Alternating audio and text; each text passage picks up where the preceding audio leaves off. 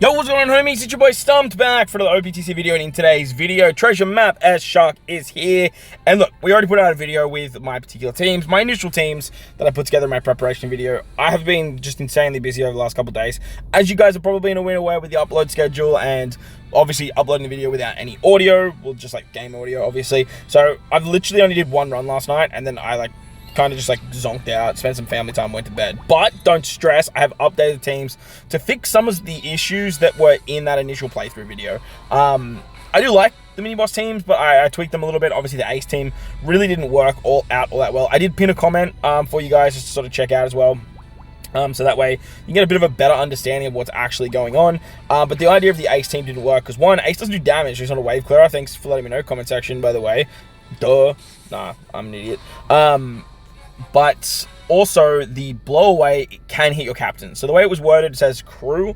I took it as crewmates, not characters. So unfortunately Ace got blown away on one of my runs, which wasn't detrimental because I was always fighting Yasopp, I think it is, no, Lucky Roux on the mini boss. So we have just pivoted and changed our team completely to utilize Treasure Map Frankie or any other blow away character that's going to work out pretty fine. So taking on the intrusion fight and the final boss fight actually works really well. Like, there was no issues whatsoever there. That's the team. Those are the supports. We are using a buggy friend captain. Let's dive on in. Now, if you guys want to see some more content, I might be able to put something together with, no buggy friend captain, but buggy kind of makes, especially the final boss, he makes the final boss just way more bearable.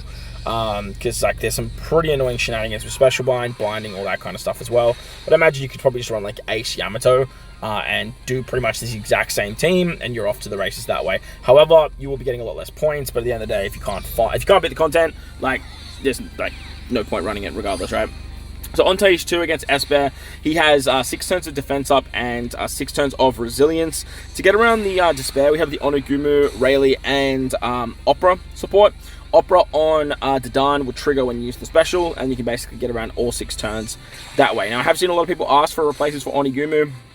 Honestly, Akainu on this team is completely replaceable, so you can just run anyone else that is going to give you some sort of despair removing buff, but Akainu is a 1.4 times booster, so obviously bringing him is going to work the best. You could also run Sabo as captain here. You're going to lose a little bit of damage on Buggy, but at the end of the day, it's not that big of a deal because the fighters are hitting the hardest, and Buggy's still buffing everyone anyway. So as you can see, the Luffy removes the defense up, Dineen removes the resilience, and you can pretty much just single tap with Luffy and you're off to the races thanks to the Sabo EX as well, giving the conditional buff and the increased damage taken. On the final stage against S Shark, he has a barrier for 2 super bomb slots.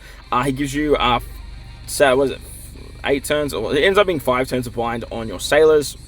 And this is where the Buggy Friend Captain does come into play. Utilizing Buggy's super class, because we have a Luffy, gives him a Strength Orb.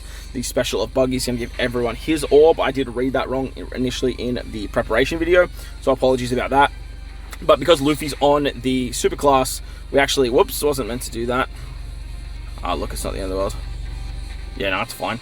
I really wasn't meant to do that. That was a blunder. You don't want to swap captains. But because Luffy's on the Buggy superclass, you actually get the full body strength orbs anyway. Now, like I said, Akainu here, he's literally replaceable with anyone. As you guys will see, we should have plenty of damage to take out S-Shark here, even with that blunder of captain swapping. You have the resistance down, you have the weakness to driven characters, and with the support of Sabo, or support of Ace on Sabo, and the multiplicative buff that Sabo gives, you get above that 2.5 times chain boundary, so that way you don't have to worry about the attack down. So works pretty nicely. Obviously the damage will eventually cap out. At that point, I'm just going to replace Akainu with an attack booster, probably something like I don't even know, to be honest, just any good high point boosting, attack boosting character. That's going to be the play. So let's recover some stamina and let's make a move on with this particular map. I did decide to do the bonus map just because that way I could just guarantee the intrusion. Sometimes I just don't even do the intrusion. I try and farm the map rather than try and farm points, because at the end of the day, I'm not ranking, and we definitely will get to 10 million points, because just playing this morning I'm almost at 2 million, so that's pretty good. So let's change this same character. Let's bring on our same character unit against Rockstar. We are using Stampede Luffy. That's the team. Those are the supports. Let's dive on in. Now, if you don't have that Mihawk support, literally just replace the Nami and Carrot unit with the free-to-play Zora. It's all you got to do. and then just use the Zoro special on the final stage rather than the Rayleigh special. But this team's kind of built for a little bit more longevity, so that's why I do have the Mihawk support on Carrot and Nami. Carrot and Nami are going to be a chain boundary unit later when I need a little bit more damage, but for now, like, we definitely don't need the damage. Brook is going to wave clear. Our captain, the Stampede Luffy, is going to remove the paralysis and despair on final stage. Shirahoshi gives us those rainbow orbs. So all we need to do is utilize the Rayleigh special on the final stage for an attack or boost, final tap buff, all that fun stuff, and we can basically just take out Rockstar. The downside to the Rayleigh special is it takes forever. Like, it's just a special that you have to sit and wait while all of the buffs turn up. Same with Stampede Luffy. If you use the Stampede Luffy special, he just takes days for his special to finish because he's giving so many different buffs. The game is just like loading, and you end up just sitting here for 10 years. But if you end up playing like I play, sometimes I just use the special and I'm like doing something else. I come back and then I can just single tap and then it's just off to the races. The idea is I just want to tap with as little characters as possible because it's very easier for me to swipe up and do other things throughout my day rather than actually sit there and just focus on hitting perfects, tapping, all that kind of stuff. So let's grab, oh, of course we land on the stamina. Okay, let's grab ourselves this dice roll. 50% more stamina, that's good, because look, I do have today to play, so I do want to try and get the 10 million points just done as fast as possible. Unfortunately, we got a special charge now. In my playthrough video before, I did go for the chest, but like, I don't know, man. Is it even worth it nowadays? Like, we're just going to get tablets. We're going to get 10 tablets of just something shit. Yeah, see, like, it's just, that chest is just so bait. So bad. But not having the boosters, obviously no new batch video, means that we are not being able to use cards, and the cards are so damn valuable, and it's the one thing I hate about not having the batch, to be honest. If you don't have the batch, you just don't get access to all the craziness that the cards are providing, but at the end of the day, it is what it is. So moving on to Yasopp, this team did change a little bit. I did take off Carrot and Wanda, as well as taking off another unit, I can't remember who, but we brought in Izo, Kikku, and we brought in Ons and Luffy. That's the team, those are supports. Let's dive in. Something to note with this team too is if you aren't running Izo, Kikku, you are looking for a Limit Break expanded Kuzen. Now the reason I brought in Okiku and Izo is that sometimes I select a Kuzen that isn't Limit Break expanded, and that way I don't have the cooldowns, but nevertheless, you don't actually need it with Izo Kikku. You can use their special on turn 2 to wave clear, get the chain boundary or chain lock, and then you just move into the final stage. The reason I brought in Luffy was so that I can bring the VV support to remove threshold. That way I don't have to rely on hitting it perfect with Hiyori anymore. We have the Enel support to get around the stun, and then I just use Ace for a little bit of color affinity. The special of Nami Karina, or the Karina variant, is going to remove the threshold. There is 7 turns of it, so that's why you have the VV to help you out. Kuzen gives attack and orb boost, you have the chain lock, and then you're pretty much just fine to kill there. So teamwork's great. You can probably do some fun stuff with like Carrot instead if you don't want to bring someone to remove the threshold. Do something with like Carrot and then bring like Toki, for example, and just use the Toki ability to buff up some units. That's also going to work, but I'm just going to use Kuzen, man. Like, it's just the way it is. Now moving on to Lucky Roux, this is the team that changed. This is what I'm rocking with now. Now we are using Treasure Map Frankie as our captain, because Treasure Map Frankie actually has the ability to just bypass blow away, which is really, really nice. As for the rest of the team, I just brought a bunch of powerhouse characters as some hit sticks, being the lead performers and Donsai and Leo. They're literally replaceable with anyone else. The reason I like the lead performers though, they're free to play, and they give you a full board of Dex Orbs at the start of the fight, which they make matching for powerhouse characters as well. So I would definitely recommend bringing them. Donsai and Leo, though, they are completely replaceable.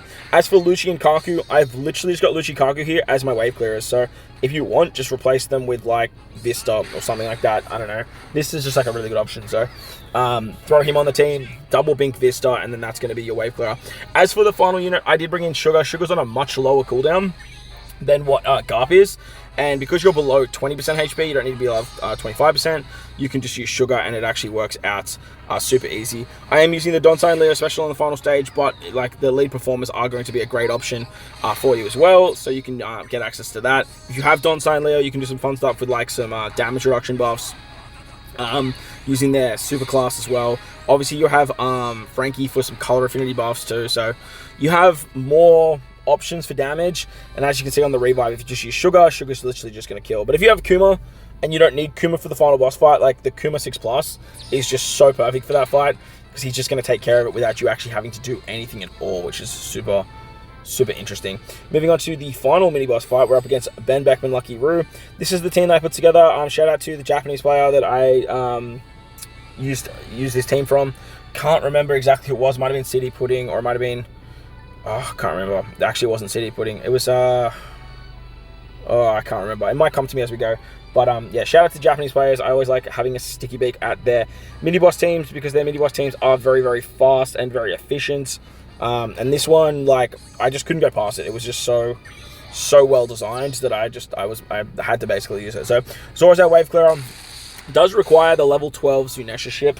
However, you do have this support rare recruit Sabo that you can use a Luffy instead of the anniversary Sabo. Again, you're going to lose a little bit of damage because you're not going to have a chain lock, but early on it's not going to matter at all. The special bind removal is way more important. The Robin rare recruit is fantastic because she removes both the special bind and the bind on the final stage. You don't need that Coruscant special because I forgot that like sockets are a thing too, so you just literally use Robin here. She actually gives fighter characters a color affinity buff, which gives S-Shark that buff, and then literally with the Sengoku unit, you get the 4 times attack, 4 times orb, and a full board of orbs, thanks to having one of every type on the crew. Everyone's powerhouse, everyone's cerebral. It's well, besides Robin, but it's just such a really, really nice team, and it's just just a fantastic build, man. Like, I had to use it. Luffy removes the despair. It just, everything works like in tandem with each other, and you have so many buffs to just clear for so long, and it's fast. It's such a fast team, and I love that. Moving on to the final boss fight now, against Shanks. This team also had no issues with the prep to what I actually put out. So if my loading screens were a little bit faster, we would obviously get through this a little bit quicker, but unfortunately for me, I'm kind of stuck here. So that's the team, those are supports. Let's dive in. We are using a lot of support characters, but at the same time, we have a lot of buffs. I can't see this team failing for quite a while, and at the end of the day, if the intrusion team starts to fail and we don't want to substitute an attack booster, we can just skip the intrusion, man. Like, intrusion just gives points at the end of the day. It's not that big of a deal. So we're going to kill the turtles on turn 1. No issues with that whatsoever. And then on turn 2, we come up against Shanks initially. We're going to use the EX of Sabo to give us a full board of orbs. We have a bunch of supports, including our ship support, to remove the paralysis. And then we're basically just going to tap our way through to kill Shanks here. Now, you do have a pain debuff. It is 10,000 every time you do anything. However, Buggy has the ability where he just heals back damage. So as you can see, like, you're healing back 5,000 from the 10,000 or 20,000 that we took. And then we have that auto heal from Sabo, which is basically just going to put us back to the max HP threshold. So we don't have to worry about that pain on turn 2 at all. On to the final stage against Shanks. He's going to give us special bind on our top right, bottom right, middle left, and then bind on the other 3 characters for 10 turns, which goes down to 7 with sockets. Now, that Bonnie support on Kuma is so damn good because it just removes 5 turns. You also get special rewind on your sailors, so that's why Akainu is so valuable in this fight. The support of Koala on Sabo will trigger when you use the Sabo special to remove 2 turns of bind, so you get around all of that. And on top of the fact that Akainu giving the tap timing bonus means that Sabo is giving the the advantageous type as well as the chain multiplicative buff. However, actually you can't because Buggy's binded. So like, you would want Buggy's advantageous type, but like, it just unfortunately can't happen. The extension of the end of turn healing happens with the Akainu too. This allows Luffy to be a conditional booster as well as a increased damage taken dealer. Because you have the 5-turn tap timing, thanks to Akainu, you can use the wipe in an A special for an attack boost and a chain boost. Buggy is then going to just give some resistance down, a full board of strength orbs after you use his super class, and then Kuma gives color affinity. Kuma also has barrier pen, so early on you can just do that and you easily kill. But later down the line, you're going to have to tap with like some of those characters that have strength orbs to break the barrier, and then you can just easily take out Shanks there. So as you can see, final boss fight works incredibly well. The mini boss fights are now running very, very smoothly. And yeah, we're just going to get our grind on with Treasure Map. Let me know if you guys need a hand with anything else down in the comment section below. If you guys are running anything different, let me know down below as well. Be happy to sort of pin comments, and it does help out a great deal for other people that are looking for different options too. So hopefully you guys enjoyed the video. If you did, hit the like button, hit the subscribe button, do all that good stuff. Most importantly, wherever you guys are in this beautiful world, please enjoy the rest of your day. As always, homies, thank you all for watching, and I'll catch you on the next one. Later!